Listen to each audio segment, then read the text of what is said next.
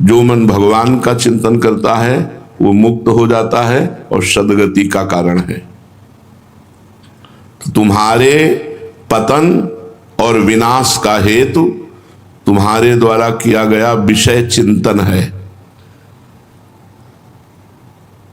जब तुम डट करके इस मन का विरोध करोगे, बार बार मन को हटाकर प्रभु में लगाओगे, तो ये भगवत चिंतन करने लगेगा।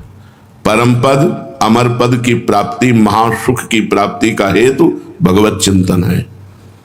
हम भगवत चिंतन के लिए ही भगवान की शरण में आए हैं कि हमारा भगवत चिंतन बने। भगवत चिंतन ही मोक्ष है, भगवत चिंतन ही अमर पद है। हम भगवान की शरण में इसलिए हैं कि हमारा भगवत चिंतन बने। बोले भगवत चिंतन बने न बने, हम शरण में नहीं, हम शरण में इसलिए हैं कि हमारा भगवत चिंतन बने। जब तक मन केवल विषयों का ही स्मरण करता है तब तक पाप कर्म नहीं छूट सकते, क्योंकि विषयों का ध्यान विषयों की आसक्ति प्रकट करता है। विषयों की आसक्ति विषय क्रिया में उतारती है, क्रिया से संस्कार, संस्कार से क्रिया, वो यहीं फंसा रहता है। जैसे अनंत जन्मों से हम अभी तक फंसे रहे, अब हमें अवसर मिला है मुक्त होने का। जब तक विषय चिंतन होगा तब तक पाप होगा, जब तक पाप होगा तब तक भगवत भजन नहीं होगा। चिंता होगी, उद्वियोग होगा, ताप होगा, अशांति होगी। इससे छुटकारा नहीं मिल सकता। चिंता, शोक, भय, मृत्यु। यदि तुम असल में पाप ताप से छूटकर अपने जीवन को शांतिमय, आनंदमय, सुखमय, ऊंची स्थिति के भगवत भाव से युक्त बनाना चाहते हो तो भगवत स्मरण करो, भगवत नाम जप करो, चिंतन विषय का होने ना पावे। इतने सावधान, राधा राधा राधा राधा राधा राधा, जहां मन विषय चिंतन करे काटो उसे विवेक के द्वारा और नाम जप करो, भगवत चिंतन करो। जो अपने मन को भगवान के स्मरण से भरता रहता है, मन एक चिप है। जब हम नाम जप करते हैं तो मन से गंदी गंदी बातें निकलती हैं, जिसको साधक समझ नहीं पाता, समझता है कि ऐसे तो ठीक है, लेकिन जब भजन में बैठो तो बड़ा मन प्रपंच करता है। मन प्रपंच नहीं करता, मन खाली होता है। जब हम नाम जप करते हैं तो उसकी गंदी बातें निकलती हैं और मन में भजन भरता है।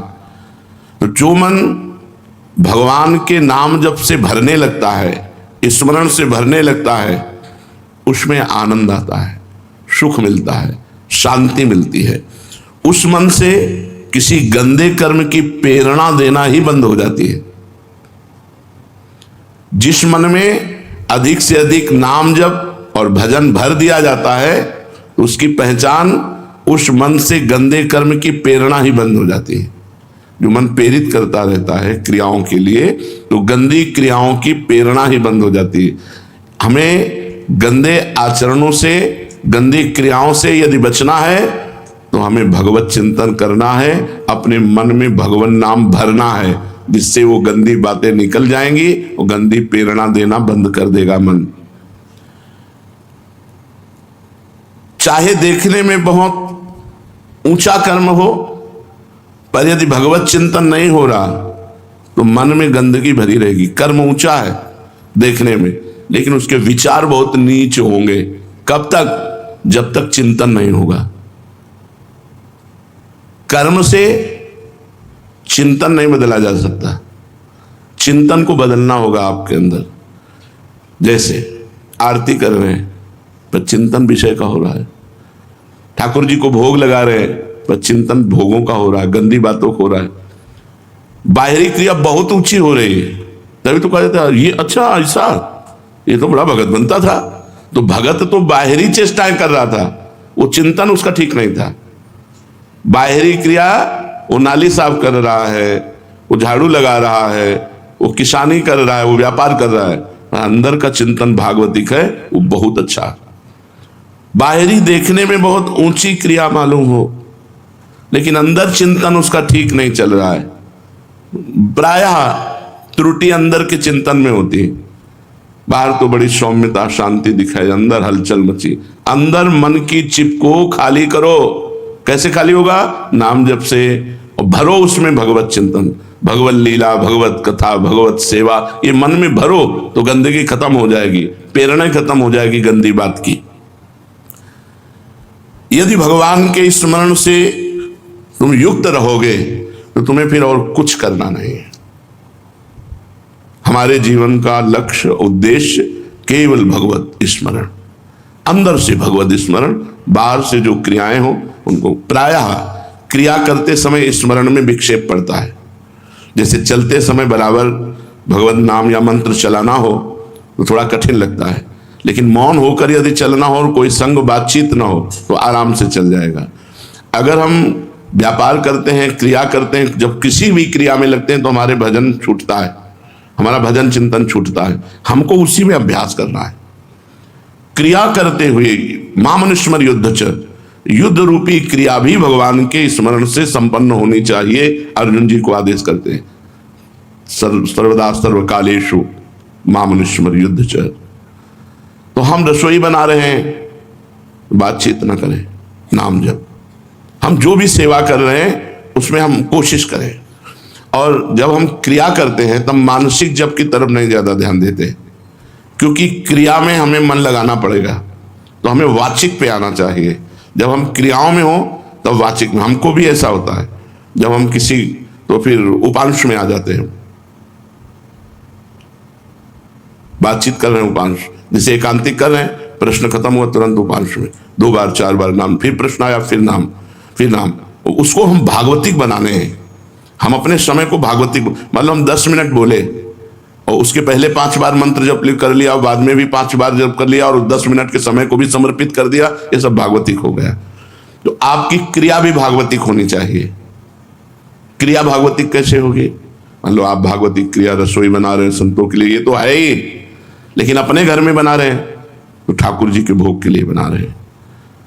पति पुत्र परिवार आदि के रूप में भगवान ही भोगता है। आम वैश्वानरो भूत्वा प्राणी नाम देहमाश्रिता।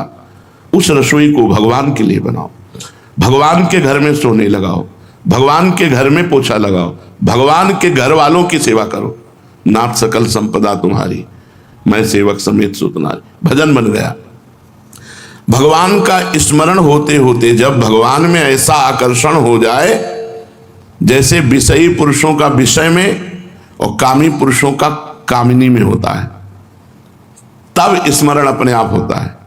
जैसे कामी पुरुष को स्त्री का स्मरण करना नहीं पड़ता, विषयी लंपट पुरुष को विषयों का चिंतन करना नहीं पड़ता, स्वाभाविक होता है। ऐसे ही भजन करते करते भगवान में आसक्ति हो जाती है और भजन श्रोता होने लगता है। उस स्मरण में भगवदानंद का अनुभव होता है। जब श्रोता होने लगता है तो भगवदानंद का अनुभव होता है। जब तक वैसा भजन ना हो तब तक खूब भगवान के गुण सुनो कानों से, भक्तों के चरित्र सुनो, प्रभाव सुनो, लीला सुनो और भगवान का नाम बार बार जप करो। अपने मन को भागवतिक बना लो। अभी अपने लोगों की चित्तवृत्तियां व्यभिचारिणी हैं। व्यभिचारिणी पति हैं भगवान, ना उनके रूप का चिंतन, ना उनके गुण का चिंतन, ना उनकी लीला का चिंतन, चिंतन विषयों का, पर पुरुष का, भोगों का, तो ये व्यभिचारिणी वृत्ति मानी जाती है। भगवान के चिंतन के सिवा अन्य चिंतन व्यभिचार चिंतन है। अभी तुम्हारी चित्तवृत्ति व्यभिचारिणी हो रही है क्योंकि उसको भोगों में आनंद दिखाई दे रहा है। बड़ा विचित्र है, आनंद समुद्र भगवान, लेकिन मन हमारा मैं यही कहता है कि भोगों में आनंद है, भगवान में आनंद नहीं। नहीं तो अगर ये पक्का हो जाए, सुन तो रहे हैं, अगर ये पक्का हो जाए कि आनंद भगवान में है तो भजन करना नहीं पड़ेगा, डट के भजन शुरू हो जाए। पर अभी हट के और डट के भजन नहीं होता। अभी पक्का विश्वास है कि सुख तो भोगों में है, ये हट जाए। ये कब हटेगा? जब खूब भजन करेंगे, भजन से हटेगा ये। और जब भजन से हटेगा और ये हमारी मान्यता हट जाएगी कि भोगों में आनंद है, ये मान्यता हटकर जो ही आएगी कि भगवान में आनंद है, तो सहज में जैसे विषय चिंतन होता है ऐसे भगवत चिंतन होने लगेगा। रात दिन हमारी हर वृत्ति राधा रमण में रमण करेगी, हर वृत्ति प्रभु में रमण करेगी। भगवान को छोड़कर जो भोगों के प्रति आकर्षण है, यही व्यभिचार का लक्षण है। व्यभिचारी पुरुष का लक्षण क्या? भोगों का चिंतन, भोगों का आकर्षण, भोगों की चर्चा, भोगों की क्रिया। तो अभी हमारी भक्ति व्यभिचारिणी है, अव्यभिचारिणी नहीं है। अव्यभिचारिणी भक्ति, अविरल भक्ति, अखंड भक्ति, अनपायनी भक्ति, निर्भरा भक्ति उसे ही कहते हैं जिसमें भगवान का अनन्य चिंतन चले, अन्य चिंतन ना हो। मन भगवान की ओर जाए, लगातार जाए, अनन्य भाव से जाए। मन भगवान की ओर ही जाए, लगातार जाए, अनन्य भाव से जाए, इसे अव्यभिचारिणी भक्ति कहते हैं। भगवान के गुण सुनो, भगवान का नाम कीर्तन करो, सब काम भगवान के लिए करो, मंगलमय भगवान सब में विराजमान ऐसा ध्यान करो, उनके भक्तों का संग करो, उनकी लीला चरित्रों को बार बार पढ़ो तो तुम्हारा मन भगवदाकार हो जाएगा। अपने मन को जांचो, ये कितनी देर 24 घंटे में भोगों का चिंतन किया और कितनी देर भगवान का चिंतन किया। ये साधक को अपने मन में देखना चाहिए कि मन की दो वृत्तियां हैं, एक भोगों की तरफ, एक भगवान की तरफ। क्योंकि हम भगवान के भक्त हैं, भगवान की शरण में है, साधक है। कितनी देर संसार का चिंतन हुआ और कितनी देर भगवान का चिंतन हुआ। रिश्ते, नाते, घर, मकान, दुकान, खान पान, बैंक बैलेंस, ये सब संसार का चिंतन। कितना संसार का चिंतन हुआ और कितना भगवान का चिंतन हुआ। कितना शरीर का चिंतन हुआ, शरीर के सुख का, शरीर के भोगों का, शरीर के संबंधियों का, और कितना श्री भगवान का। कितनी देर भगवान का चिंतन हुआ और कितनी देर संसार का चिंतन हुआ। सावधान, मन बड़ा धोखेबाज है। तुम अगर सावधान नहीं रहोगे तो ये संसार का ही चिंतन कराएगा, भगवान का चिंतन नहीं कराएगा। सावधान रहोगे तो बार बार हटाकर, डांट करके भगवान का चिंतन कराओगे। हमने मार्ग चुना है भगवान के चिंतन का। साधना का मतलब क्या है, संत का मतलब क्या है, भक्त का मतलब क्या है, साधक का मतलब क्या है। हमने चुना है मार्ग। जबरदस्ती कोई बाबा जी थोड़ी बन जाता है, जबरदस्ती कोई भजन थोड़ी करता है। चुना है तुमने कि ये सत्य मार्ग है, ये आनंद का मार्ग है, फिर तुम चिंतन क्यों नहीं करते।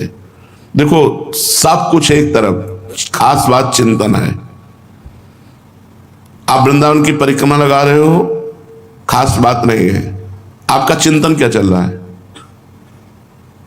ये तो बाहरी शरीर की दौड़ हुई, शरीर बहुत चले सो वीर न होई, बहुत दौड़ लगा रहे, लेकिन चिंतन क्या चल रहा है। अगर ये भी चिंतन चल रहा है कि मैं बहुत परिक्रमा लगाने वाला हूं, मैं बहुत, वो भगवान को प्रिय नहीं होगा।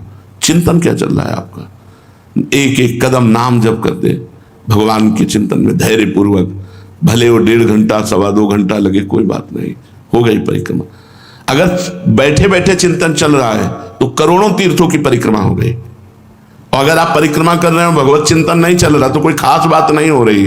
पसीना चुहा लो, पुण्य होगा, लेकिन भगवत आराधना तभी मानी जाएगी जब भगवत चिंतन होगा। जब हमने चयन किया है भगवत मार्ग, तो फिर विरुद्ध चिंतन क्यों करते हो। छुप छुप करके भोगों के आकर्षण को क्यों स्वीकार करते हो। छुप करके भोगों के गंदी बात को क्यों स्वीकार करते हो। तुमने तो स्वीकार किया है सच्चिदानंद घन परमात्मा के मार्ग को। जहां ये बाधा है तो जानबूझ करके बाधा क्यों आप चिंतन कर रहे हो। भोगों में वैसे ही मन रमा हुआ है, तुम्हें पता नहीं लगेगा कि तुम्हारा कितना समय नष्ट कर दिया गया। पूरे जीवन का जीवन नष्ट हो जाता है।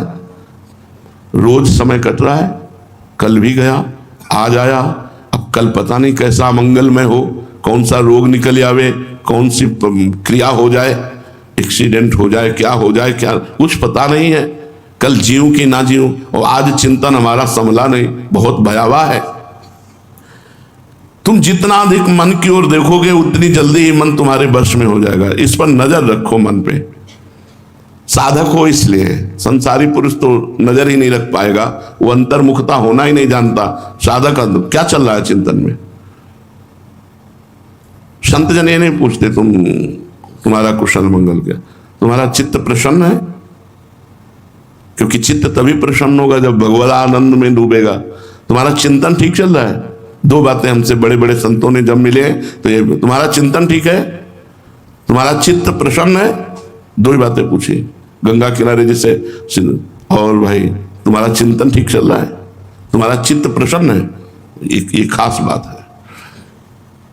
ज्यों ज्यों मन भागे त्यों त्यों उसे खींच खींच कर भगवान में लगाओ, उसके सामने भगवान का सौंदर्य दिखाओ, भगवान की कृपा दिखाओ। भगवान आनंदमय है ऐसा, भगवान परम शांतिमय है, भगवान कल्याणमय है, भगवान मंगल स्वरूप है। इसलिए बार बार मंगल स्वरूप भगवान का चिंतन कराओ, उसे लुभाने की चेष्टा करो भगवान की तरफ। हम चेष्टा उसे संसार के लुभाने की करते हैं, अपने मन को लुभायमान करना है प्रभु की तरफ। तो भोगों की तरफ अगर नेत्रेंद्रियों से, श्रवणेंद्रिय, अनिंद्रियों से तो आप अपने पैर में कुल्हाड़ी मार रहे हैं। आपको लुभायमान करना है प्रिया प्रीतम की तरफ मन को, और आप उसका सहयोग देकर लुभायमान कर रहे हैं संसार की तरफ। तो मन को बार बार प्रभु की तरफ लुभाने की चेष्टा करो। सचमुच विषय भयंकर विषय है, सचमुच विषय भयंकर विषय है। एक 12 वर्ष का आज बच्चा प्रश्न कर रहा था कि मैं हस्त मैथुन का शिकार हो गया हूं, मैं बहुत परेशान हूं। हमारे होश उड़ गए। 12 वर्ष का बच्चा, बोले गर्लफ्रेंड भी है। हम कहा तो धन्य है, कलयुग की जय हो। 12 वर्ष का बच्चा और गर्लफ्रेंड और मतलब हस्त मैथुन, ये क्या भारत के भाग्य विधाता बनेंगे? नई पीढ़ी भारत की भाग्य विधाता ही तो है। क्या बनेंगे? ना अध्यात्म में कुछ कर पाएंगे और ना ये संसार में कुछ कर पाएंगे। जैसे 10-12 वर्ष के बच्चे गलत आदत में पड़ गए तो अब इनका जीवन बर्बाद होता चला जाएगा। जिन बच्चों को ये गंदी बात आ गई हो करने में, इससे तुम पक्का समझ लो ना परमार्थ में चल पाओगे और ना स्वार्थ लायक रहोगे। प्लीज हस्त मैथुन त्याग दीजिए कृपा करके, बहुत हानिकारक है। नियम ले लो, अपने ब्रह्मचर्य की रक्षा करो। कोई ऐसा काम मत करो जो मन तुम्हें संसार की तरफ ले जाए, मन भगवान की तरफ ले जाए। हमको क्या करना है? मन में भगवान भरने हैं, मन को भगवान की तरफ लुभायमान करना है। उनके पद गा के, उनके चरित्र सुनकर, भक्तों के चरित्र सुनकर, उनकी रूप माधुरी, लीला माधुरी, गुण माधुरी, यही तो हम प्राप्त करने निकले हैं। इन संसार की रूप माधुरी, गुण माधुरी थोड़ी, भगवान की। ये संसार ऊपर से सुंदर लगता है, सुनने में सुंदर लगता है और चिंतन में सुंदर लगता है, लेकिन परिणाम में भयंकर होता है, भयंकर विष की तरह है। अज्ञान रूपी शत्रु ने हमको इस विष में फंसाने की ठान ली है, भोगों के विष में फंसाने की ठान ली है। देखो सुन रहे हो, पर अंदर जैसे ऊपर लाठी मारो बिल में और अंदर सांप में कोई फर्क ना पड़े, ऐसे मन में कोई फर्क नहीं पड़ रहा। वो कह रहा तुम कर लो प्रवचन, लुभाएंगे तो संसार की तरफ ही हम, और नहीं भगवान की तरफ लुभायमान हो जाए ना तो कुछ अच्छा नहीं लगता। मन बार बार नाम मंत्र में जपता बत्रा हिमाम, पूरा जिंदगी हो गई। वो अब भी सुबह से 50 बार कह चुके होंगे, हे प्रिया प्रीतम हम आपकी शरण में देखे रहे, हे प्रिया प्रीतम आपकी प्रभु कोई साधन तो है नहीं, बस आप ही हमारे सब कुछ हो, प्रभु आप देखते रहना। जैसे शरणागति नहीं हुई हो और फिर पुकारा जाए, ऐसे रोज पुकारते। सुबह से 25 बार एकांत में कह चुके, हे प्रभु मैं आपकी शरण में हूँ, हे प्रिया प्रीतम आपकी शरण में हूँ, हमारे पास कोई साधन नहीं, नाथ आप छोड़ना मत, आप पकड़े रहो, आपके ही बल से है। मन को बार बार प्रभु की शरण में करना है, मन को बार बार प्रभु की तरफ लुभायमान करना है, प्रभु के नाम रूप लीला गुण की तरफ। ये ऐसे लड्डू हैं कि खाए तो मरे और ना खाए तो मरे, ना खाए तो मरे और खाए तो मरे। ना खाए तो ऐसे मरे जल जल करके चिंतन करके कि भाई बहुत सौभाग्य इनका, और जो खा रहे हैं वो जान रहे हैं कि क्या है, अब डर लग रहा है सब। ये भयंकर विष है, ऊपर से ही सुंदर लगते हैं। अज्ञान रूपी शत्रु ने ठान लिया है कि तुम्हारा नाश कर देंगे। ये स्वादिष्ट दिखाई देता है, होता नहीं। विषय भोग स्वादिष्ट दिखाई देता, सब फंसे, होता नहीं। जो हम अंदर सोचते हैं वो हमें मिलता नहीं, बाद में क्लेश और अशांति मिलती है। परंतु भगवान सुंदर है, स्वादिष्ट है, आनंदमय है। भोग है नहीं, दिखाई देते हैं। स्वादिष्ट है नहीं, चिंतन में आते हैं, क्रिया में नहीं। क्रिया में तो घोर अज्ञान ने ठान रखा है कि हम तुम्हारा नाश करेंगे, इसलिए लगता है बहुत सुख मिल रहा है, बहुत आनंद है, बड़ी मौज है। मन एक बार भगवान की नाम रूप लीला गुणधाम में कहीं भी अगर थोड़ा आनंद प्राप्त कर ले, चख ले, फिर ये भागेगा नहीं।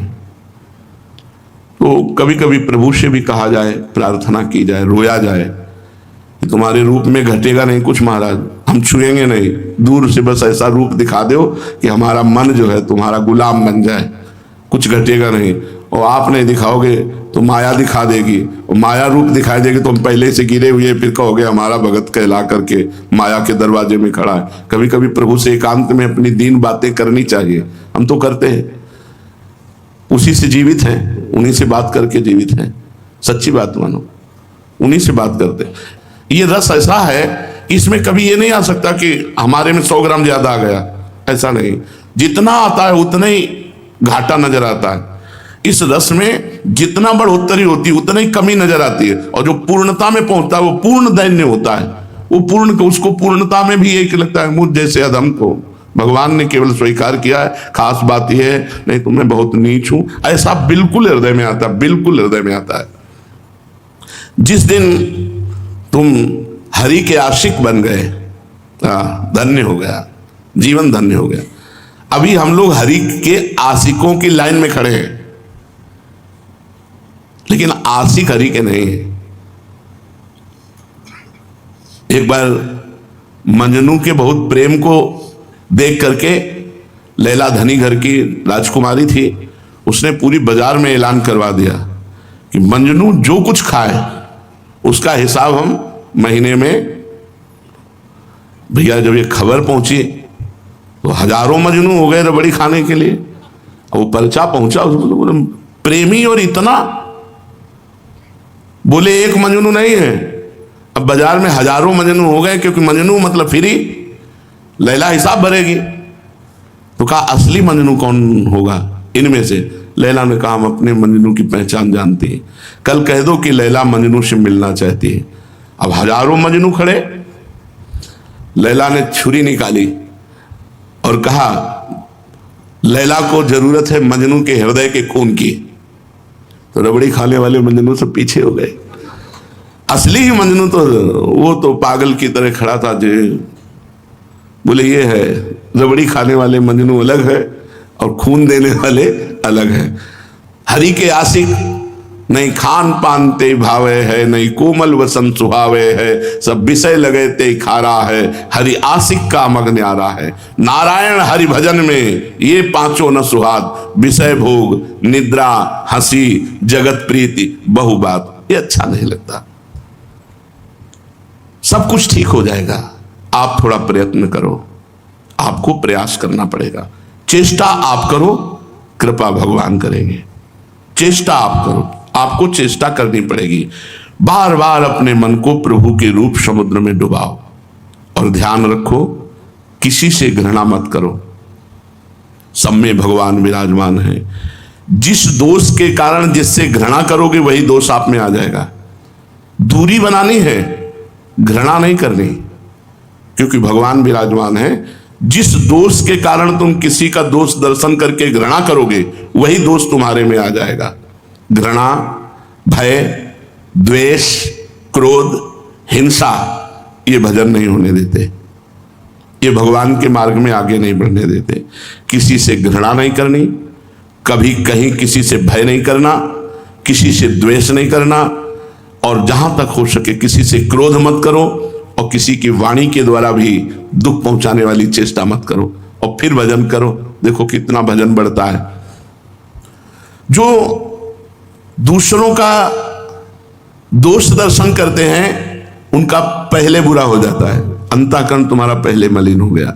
जो द्वेषवश दूसरों का बुरा चाहते हैं तो उसका बुरा हो कि ना हो, लेकिन द्वेष बस बुरा चाहने वाले का बुरा हो जाता है। किसी का अहित मत चाहो, सबके लिए भगवान से प्रार्थना करो, सब सुखी रहे, सब आनंदित रहे, सब निर्दोष बुद्धि के बने। किसी को दुख देने की इच्छा मत करो। ऐसा यदि करोगे तो तुम्हारा भजन बढ़ेगा। किसी को दुख नहीं देना, किसी से भयभीत नहीं होना, किसी से द्वेष नहीं करना, किसी की हिंसा भी नहीं करनी, वाणी के द्वारा भी।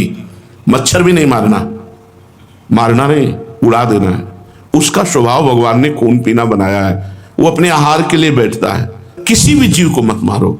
आप फिर देखो सब में भगवान नजर आने लगेंगे। मच्छर में भी भगवान बैठे हैं। भगवान सब में, मत्ता परतरम नान्यत किंचिदस्ति धनंजय, मेरे सिवा और कुछ नहीं, तो सब में भगवान है। किसी को दुख मत दो, हटा दो। कीड़े मकोड़े जो भी ऐसा हो उनको निवारण कर दो, उनको मारो मत। और किसी की निंदा मत करो। दूसरे की निंदा करने से बहुत जल्दी हृदय अपवित्र हो जाता है। अपवित्र हृदय भोगों का चिंतन, भोगों का चिंतन, भोगों की क्रिया, भोगों की क्रिया आवागमन, बार बार जन्म, बार बार मरण। किसी की निंदा मत सुनो, बहुत जल्दी अंतःकरण मलिन होता है। तुम दूर से जो देख रहे हो वो कुछ और हो सकता है, नजदीक से देखो कुछ और हो सकता है। दूर से देखने पर आपको गलत दिखाई दे सकता है। जैसे एक बार बीरबल ने कहा अकबर से कि देखी हुई बात भी गलत हो सकती है और सुनी हुई बात भी गलत हो सकती है, इसलिए बात को बहुत समझ करके ही बोलना चाहिए। तो उनका देखी हुई बात भी गलत हो सकती है। बोले हाँ सरकार, गलत हो सकती है। बीरबल अपने दिमाग में बहुत प्रवीण थे, उत्तर देने में बहुत प्रवीण थे। अकबर ने वो बात रख ली अपने हृदय में। एक दिन अकबर की जो फूलों की सैया लगाता था, उसने सोचा जीवन हुआ जा रहा है, बादशाह की सैया लगाते। 5 मिनट देखे लेट के, और सैया लगाने वाला लेटा तो सुगंधित फूलों में, और जो ही चद्दर ओढ़ी सुगंधित इत्र, सो गया। नींद आ गई। थोड़ी देर बाद बादशाह की पत्नी आई। उनका सरकार आज तो बिना भोजन पाए ही सो गए। जब उन्होंने भोजन नहीं पाया तो हम क्यों भोजन पाए? वो भी साथ लेट गई चद्दर ओढ़ के। अब थोड़ी देर बाद बादशाह आए।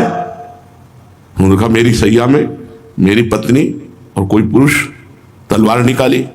फिर बीरबल की बात याद आ गई, बुलाया और कहा कहते थे देखी हुई बात भी गलत होती। मैं देख रहा हूं मेरी पत्नी गलत है, किसी पर पुरुष के साथ सो रही। उनका इसमें भी गलत हो सकता है। तो क्या आप संशय है? मैं भी दोनों को काटता हूं। बोले दोषी होने पर काट देना, पर्दे के पीछे आप खड़े हो जाओ। पर्दे के पीछे खड़े किए, और जब चद्दर हटाया तो फूल बिछाने वाला धीरे से उसको जगाया कि रानी न जग पाए। उसके तो होश खराब हो गए कि मंत्री, बीरबल मंत्री भी थे, इसमें कैसे सो गया? मालिक क्षमा करो, जीवन भर सैया लगाते हो गया तो सोचा था कि पर सो गए। तुम्हारे साथ कौन सो रहा था? कोई नहीं, हम तो अकेले सो रहे थे। बादशाह पर्दे के पीछे खड़े। बादशाह पता पाए तो काट डालेंगे, भाग यहां से, उसको भगा दे। रानी सिंह को उठाया, वो उठी। आज बहुत जल्दी आप सो गई? बोले हाँ, बादशाह आकर सो गए थे तो इसलिए हम भी सो गई। तो आपने बादशाह से कोई बात की? नहीं, वो सो रहे थे इसलिए हम भी सो रही थी। तो ठीक है, अब आप जाइए और बादशाह की भोजन की व्यवस्था कीजिए। उठ के चले। बुलाया अकबर को। बोले इन दोनों में आप दोनों का वध करने के लिए तैयार थे। ये दोनों निर्दोष थे। देखी हुई बात भी झूठी है, दिखाई दे रहा है लेकिन झूठी है। ऐसे ही हम किसी के विषय की निंदा, जैसे हम किसी को देखते हैं तो दृश्य कुछ और हो सकता है और भाव कुछ और हो सकता है। तो हम किसी की निंदा ना करें और ना किसी की निंदा सुने। देखा हुआ दृश्य भी झूठा हो सकता है, सुनी हुई बात भी झूठी हो सकती है। और हमको सब में भगवान देखना है, हम भक्ति के मार्ग में चले, तो हम दूसरे की निंदा क्यों सुने? दूसरे की निंदा सुनना, दूसरे की निंदा करना, ये हमारे लिए बहुत बड़ा घातक होगा परमार्थ में। और लोग बड़े मनोरंजन से सुनते, अच्छा ऐसा हो, तुरंत रोक देना चाहिए। हमसे ये बातें मत करो। यदि प्रभु की चर्चा करनी तो करो, नहीं जो जैसा कर रहा है तेरे भावे जो करे, भलो बुरो संसार, नारायण तू बैठ के अपनो भवन बुहार। कोई तुम्हें चिढ़ाए, चिढ़ो मत। कोई तुम्हें झुंझलाए, झुंझलाओ मत, खींचो मत। मन में क्रोध मत आने दो। न जबान बिगड़ने पावे न मन बिगड़ने पावे। जब जबान में क्रोध आ जाएगा तो गंदी बातें निकलने लगेगी, गाली निकलेगी, कटु वचन निकलेंगे जो उसके हृदय में जाकर चुभेंगे। ना दिमाग खराब होने पावे ना जबान खराब होने पावे। क्रोध आए शांत, राधा राधा राधा। यदि ऐसा कर सकोगे तो दुख और संकट कभी तुम्हें परास्त नहीं कर पाएंगे। यदि तुम किसी की निंदा नहीं करोगे, किसी को दुख नहीं दोगे, कभी क्रोध नहीं करोगे, तो संकट, विपत्ति, दुख ये अपने आप नष्ट हो जाएंगे। आपको बहुत सामर्थ्य प्राप्त होगी। ये आशा करो, इतना मेरे से भजन बने, इतना भजन हर समय बने कि हमें किसी से बात करने की फुर्सत न मिले। हे भगवान, हमको ऐसा भजन दे दो कि मैं किसी से बात करना अच्छा ना लगे, हर समय आपके भजन में डूबी रहे। और ये आशा मत करो कि तुम्हारी कोई बात माने। प्राय अपने लोग अपने को बहुत अच्छा साधक समझते हैं, दूसरे को समझाना चाहते हैं। प्राय हम देखा है, ये मन में गुदगुदी रहती है समझाने की, प्रवीणता की। उसे जब तक भगवत साक्षात्कार ना हो तब तक ये आदत ना आने पावे तो बहुत अच्छा है। भगवत चर्चा करो, अपने में प्रवीणता मान करके, आरोपित करके दूसरे को समझाने से अपना पतन हो जाता है। तुम्हारी बात माने, तुम्हारी बात का समर्थन करें, तुम्हारे आज्ञाकारी बने, ये सब बातें हटा दो, ये सब बातें हटा दो। यदि शुद्ध साधना करना चाहते हो, तुम दूसरों की बात मानो, तुम दूसरों की आज्ञा पे चलने की सोचो, तुम दूसरों के अनुकूल बनने की सोचो, दूसरों को अपने अनुकूल बनाने की चेष्टा मत करो। अगर ऐसा तुम करोगे, दूसरों को उपदेश देना, उनको अनुकूल बनाना, उनको अपनी आज्ञा पे चलाना, तो याद कर लो तुम्हारा भजन छूट जाएगा। निराशा, दुख, अपमान का बोध और विषाद, ये चार बातें तुम्हारे हृदय में आ जाएंगी। भजन छूट जाएगा, निराशा आ जाएगी, दुख होगा, अपमान का बोध होगा और विषाद के वशीभूत हो जाओगे। हमने ऐसा कहा, इसने मेरी बात नहीं मानी, हमने इतनी बढ़िया बात बताई हो, देखो ऐसे चल रहा है। नहीं, धैर्यवान बनो, जनेंद्रिय और रसेंद्रिय को काबू में रखो, शांत रहो, सहनशील बनो। जगत भगवान का विचित्र माया कार्य है, तुम्हारे द्वारा सुधरेगा नहीं है, तुम्हारे द्वारा नहीं सुधरेगा। इसमें क्या हो रहा है, क्या करना है, क्या नहीं करना है, ये ईश्वर जाने। तुम अपना सुधार कर लो, तुम अपनी छोटी से छोटी गलती को भी क्षमा मत करो, तुम उसी विचार में रहो, तुम्हारे अंदर कोई गलती घर ना कर पावे। दुनिया भर की गलती सुधारने का तुमने ठेका नहीं लिया, या तुम्हें अधिकार भी नहीं दिया भगवान ने कि तुम किसी को गलत साबित करके उसको, तुम अपनी गलती देखो, अपनी गलती दूर करने के विषय में रहो। अनोखी दिव्यता तुम में आ जाएगी। एकमात्र भगवान सब कुछ है, यही अनुभव होना दिव्यता है। भगवान के अतिरिक्त बाहर और भीतर कुछ नहीं, ये सब पंचभूतों के रूप में भी भगवान है। मन में दोषों को, व्यर्थ विचारों को, दूसरे की बातों को निकाल कर फेंक दो और भगवान का नाम निरंतर जपते हुए इस जीवन को पूर्ण करो। शेष चर्चा आगे। श्री राधा वल्लभ लाल की।